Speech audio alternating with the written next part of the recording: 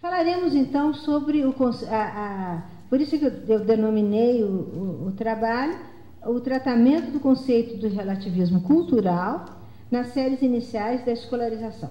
Eu vou ler, mas vou me deter de vez em quando, e ao final nós vamos ter uma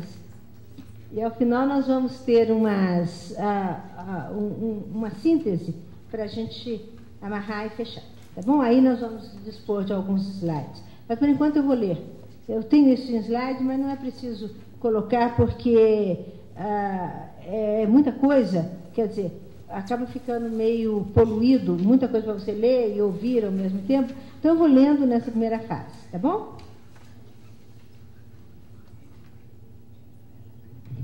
Não é tarefa muito fácil operacionalizar o conceito de relativismo cultural, fundamental no desenvolvimento da linguística contemporânea a partir do século XX. Não é fácil operacionalizá-lo aplicando a análise da situação sociolinguística brasileira com vistas a esclarecer, em salas de aula do ensino fundamental, por que certas variedades do nosso português têm aceitação mais ampla que outras. Esta que eu estou usando aqui, por exemplo, é bem aceita.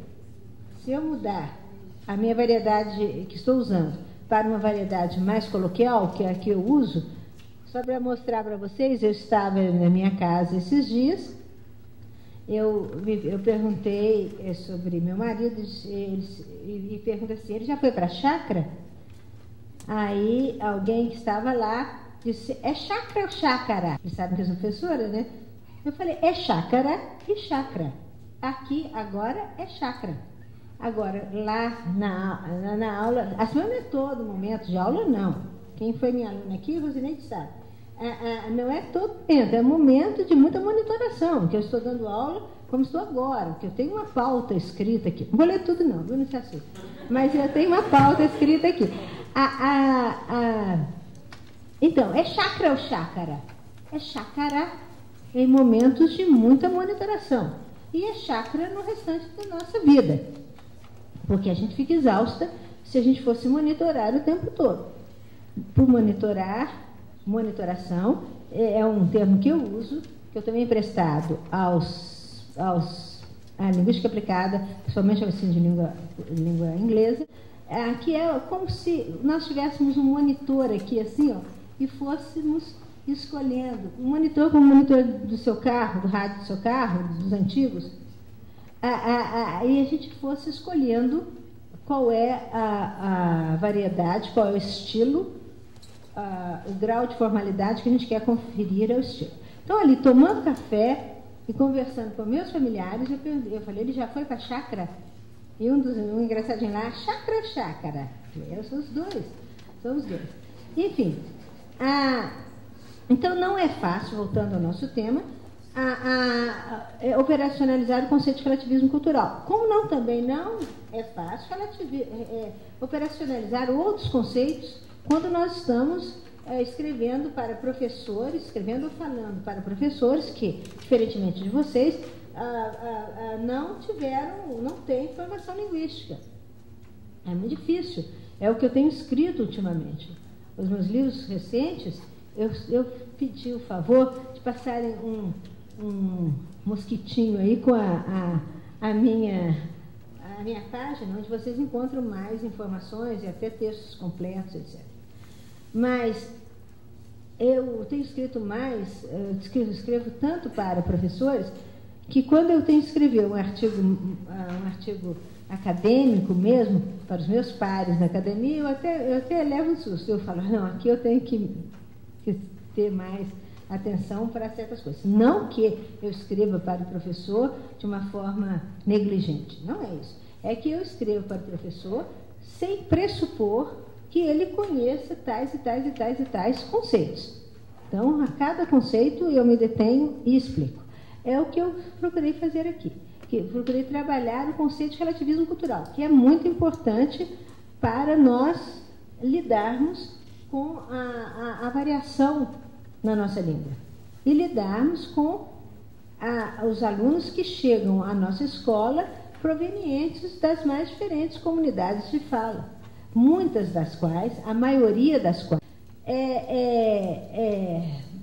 vive uma cultura predominantemente oral. São as comunidades onde há pouco trânsito pela cultura letrada, pela cultura de letramento. Então, a partir do século XX, o conceito de relativismo cultural foi fundamental na linguística contemporânea.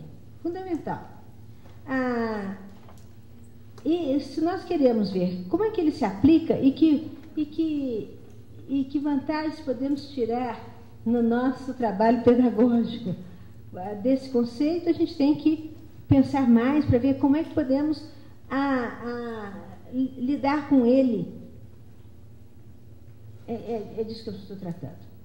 É o caso, por exemplo, de se explicar a alunos de séries iniciais porque a fala de personagens de ficção nascidos e criados no campo, em particular a de Chico Bento, do Maurício de Souza, com a qual eles estão familiarizados, é recebida com reservas nas comunidades urbanas, ou até mesmo com franco preconceito.